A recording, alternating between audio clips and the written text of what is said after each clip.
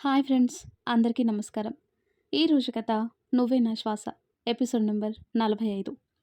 ఇక స్టోరీలోకి వెళ్దాం. వసుమతి ఫోన్ చేసేసరికి ఏమైందో అని కంగారు పడుతూ వస్తాడు ఆకాష్. కంగారు పడుతూనే ఇంట్లోకొచ్చి, మమ్మీ ఏమైంది, తొందరగా ఇంటికి రాని కాల్ చేశావు అంటూ చుట్టూ చూస్తాడు భూమి కోసం.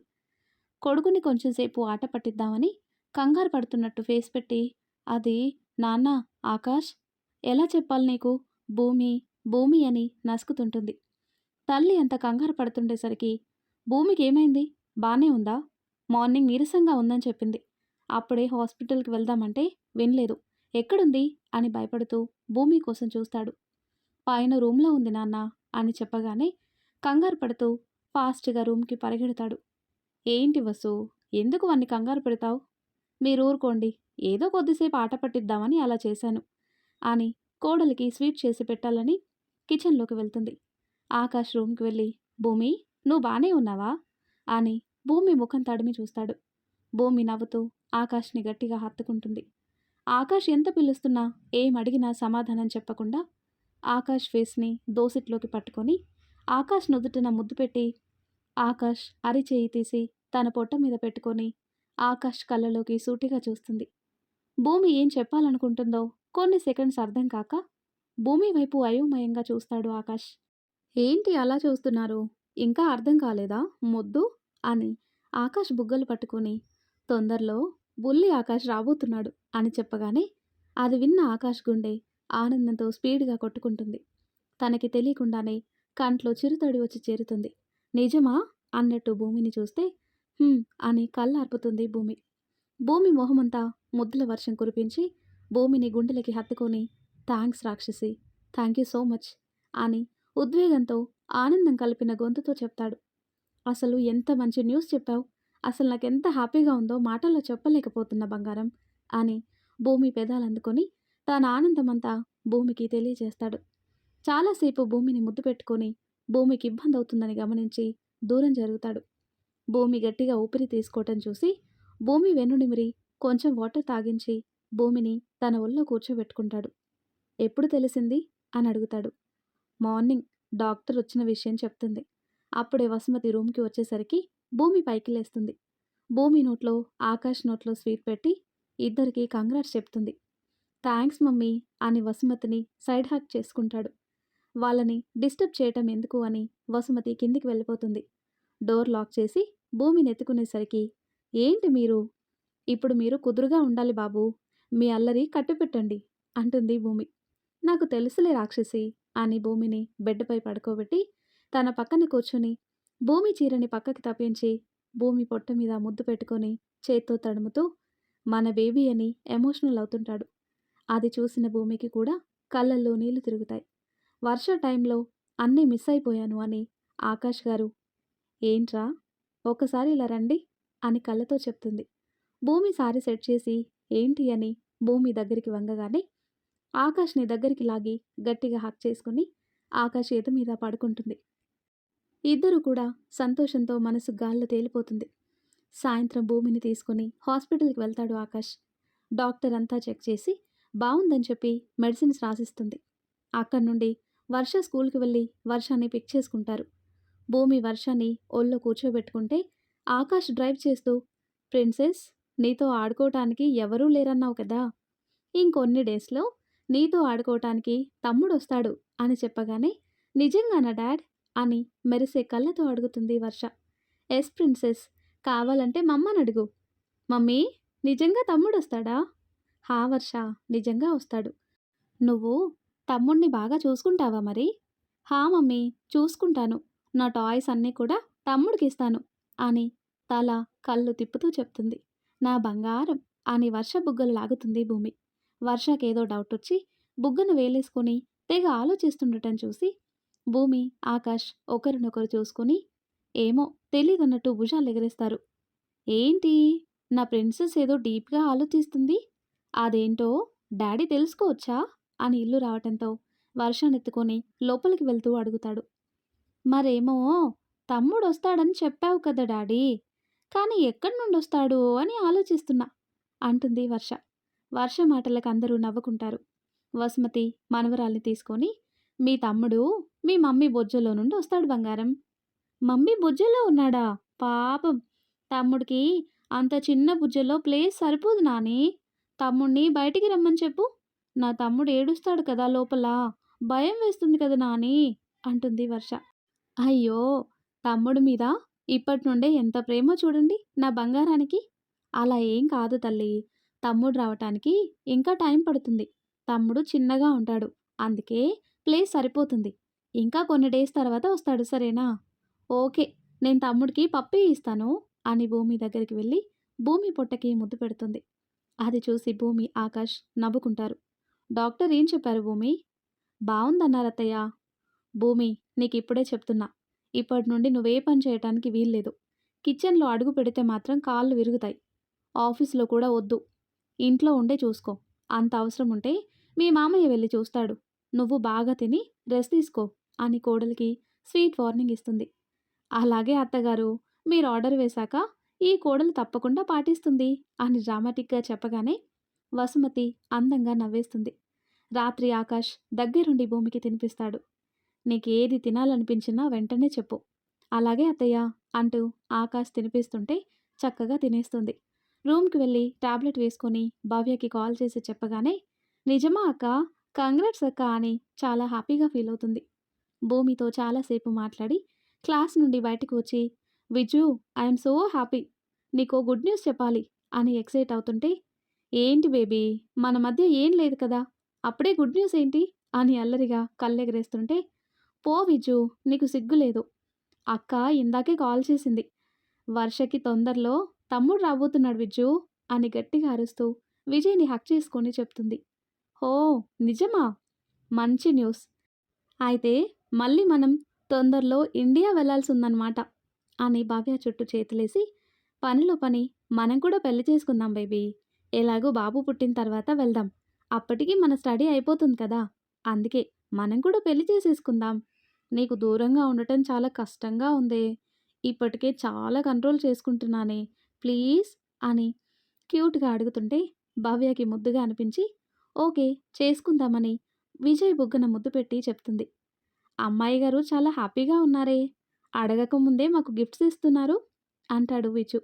హా విజు ఐఎమ్ సో హ్యాపీ.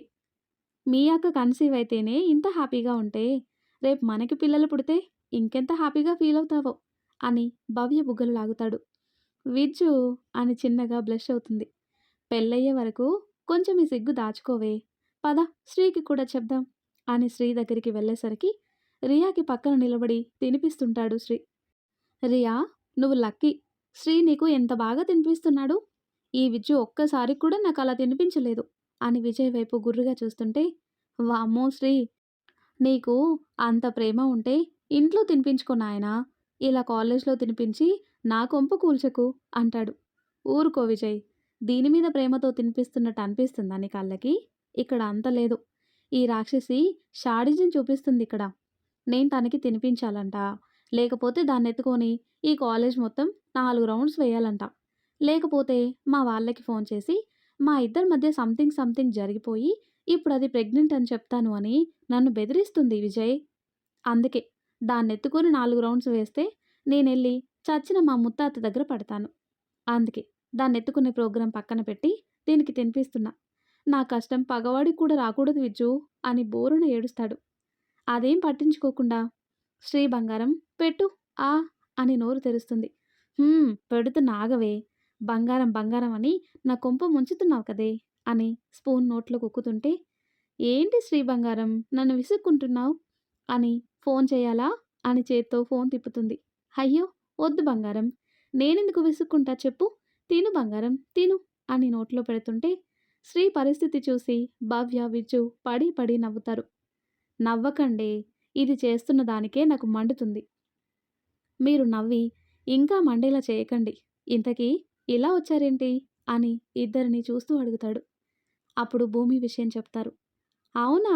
అయితే మన బాబీ డాల్‌కి తమ్ముడు రాబోతున్నాడని శ్రీ, రియా కూడా చాలా హ్యాపీగా ఫీల్ అవుతారు. భవ్యకి చెప్పి చెర్రీకి, ప్రియాకి కూడా చెప్తే వాళ్ళు కూడా చాలా హ్యాపీగా ఫీల్ అవుతారు. అలా రోజులు గడుస్తున్నాయి. ఆకాష్ రోజు ఆఫీస్‌కి వెళ్తూ ఇంటికొచ్చి భూమిని దగ్గరుండి చూసుకుంటాడు.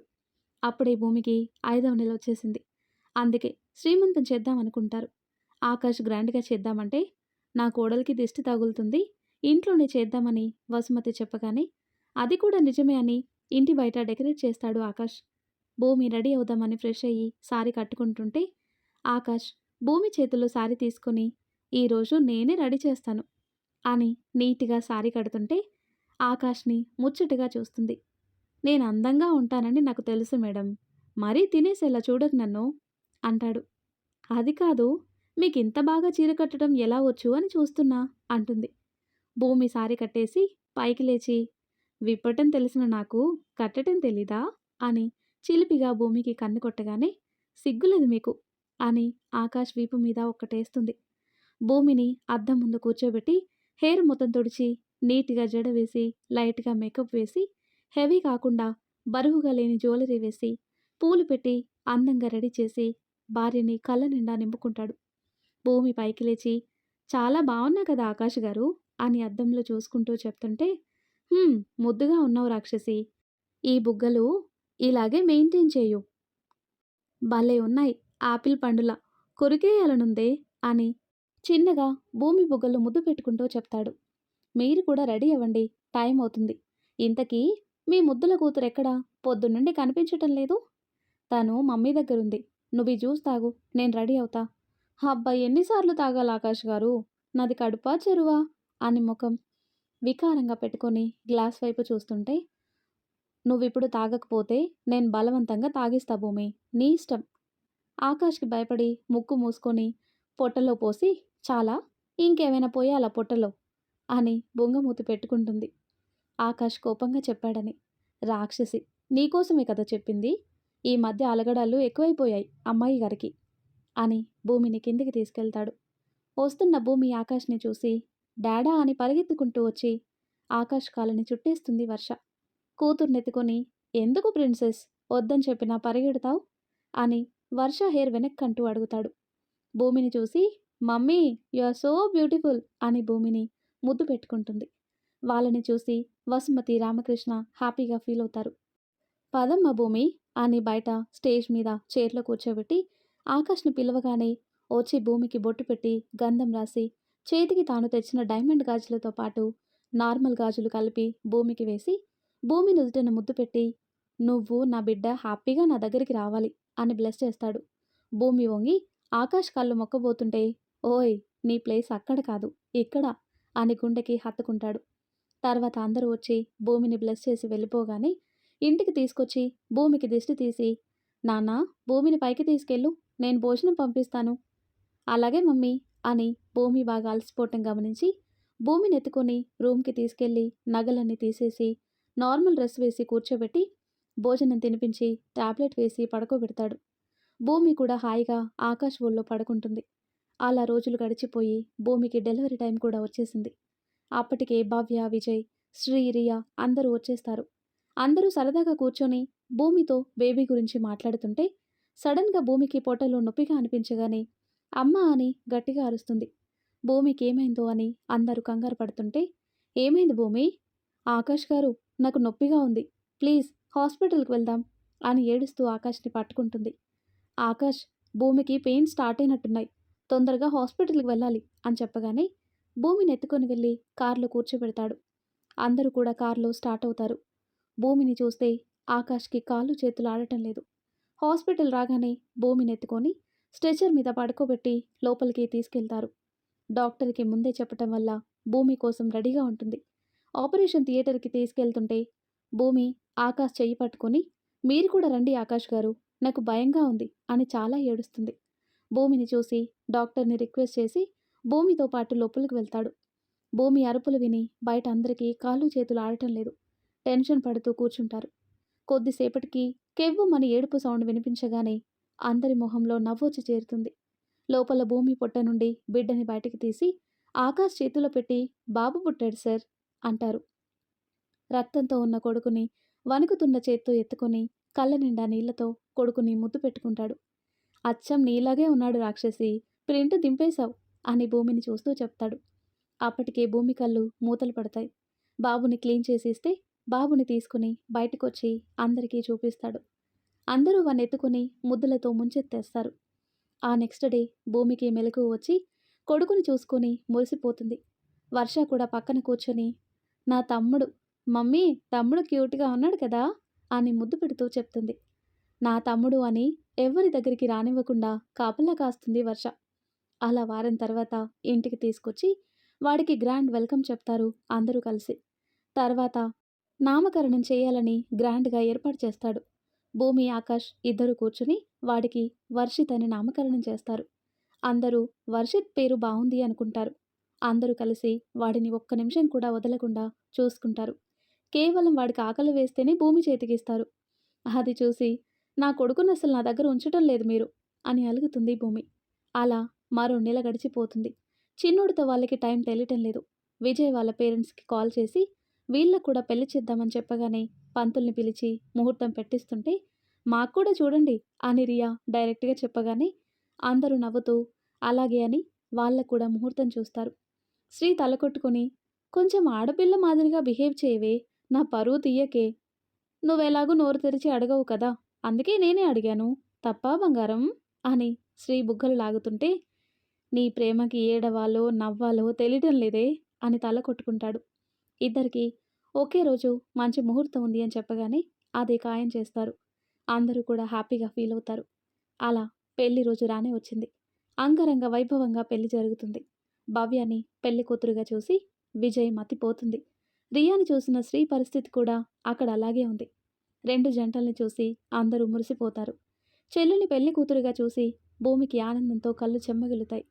భవ్య మెల్లో విజయ్, రియా మెల్లో శ్రీ తాళి కడతారు. అలా వాళ్ళ పెళ్లి జరుగుతుంది. అందరూ వాళ్ళని ఆశీర్వదించి సాయంత్రం ఇంటికి తీసుకొచ్చి వాళ్ళ చేత గృహప్రవేశం చేయిస్తారు. మరుసటి రోజు వాళ్ళ చేత సత్యనారాయణ పూజ చేయించి సాయంత్రం వాళ్ళ కార్యానికి ఏర్పాటు చేస్తారు. విజయ్ రూమ్లో అటు ఇటు తిరుగుతూ భవ్య ఎప్పుడొస్తుందా అని చూస్తుంటే అప్పుడే భవ్య లోపలికొస్తుంది. భవ్య రాగానే డోర్ లాక్ చేస్తుంటే, ఏంటి విజు అంత ఆత్రం? మరి దీనికోసం ఎంత వెయిట్ చేశానో తెలుసా అని భవ్యనెత్తుకొని బెడ్పై పడుకోబెట్టి భవ్య పైకి చేరిపోతాడు.